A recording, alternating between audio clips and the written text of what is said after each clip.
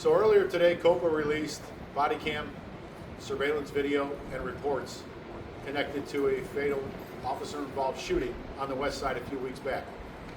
The sad reality is this is yet another attempt by COPA and specifically its Chief Administrator, Andrea Kirsten, of dividing the community against the police department. There is no reason these videos need to be released within 19 days, other than the fact that she improperly gave briefings to aldermen and to Jamal Green. Somehow Jamal Green was briefed on this and was all over social media talking about the release of this video. Who briefed him? There's only one person that could be responsible for that information, because we know it wasn't the department, and we certainly know it wasn't the state's attorney's office. That only leaves the corrupt Andrea Kirsten. And I'm calling on the mayor and the community commission to call for her resignation or fire her immediately. This cannot continue. Again, we are sitting here in front of the police memorial at Lodge 7 with 600 names behind me. Thankfully, we're not talking about a 601st name, because these officers, though this started as a simple traffic violation for a seatbelt, it turned into much more. Not because of the officers, because of the offender, the criminal behavior of the offender, who, currently out on a gun charge, was in possession of a weapon yet again, and did not want to go to jail, and made sure he was going to do everything he could to possibly not go to jail again and shoot his way out of it. He made a conscious decision to fire first upon these officers. And if you look at the house cam surveillance video that shows the shooting from a distance, you can clearly see the officer leaning in and looking through the passenger side window of the vehicle when he is shot. And but for the grace of God, the bullet struck him here instead of here, because that's where the bullet was intended. It was meant to kill him. It thankfully did not.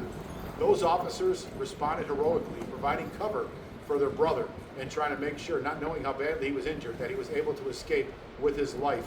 As the offender continued to shoot from inside the vehicle, rounds were put on target to try and stop the threat. That is what we are taught. There is nothing absolutely legally wrong with this shooting. But Andrea Kirsten is trying to cooperate and collaborate with progressive aldermen and the squeaky police-hating aldermen, and try and get these wheels of justice to force Kim Foxx to do something that is not there. We are calling for a very clear statement. I'd like to thank, obviously, State's Attorney Foxx. No matter what we thought, prior to this date, she stood up today at a press conference and said that her standard is very different than Andrea Kirsten's. So she's to be commended for explaining the difference between legally and procedurally that Andrea Kirsten is trying to convolute and muddy together in order to throw these officers under the bus to create dissension. Now you ask, why would Andrea Kirsten want to create divide between the city, its residents, and the police department? Because it's job security. It literally is what she does for a living.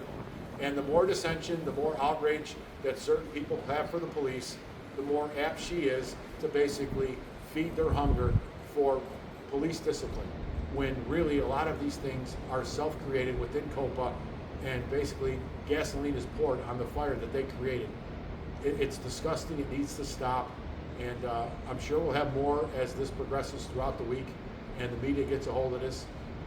With that, I'm going to stop for now, because I'll probably end up saying some stuff that I don't want to say just yet. But I'd like to thank everybody that reached out to these officers and made sure they were okay.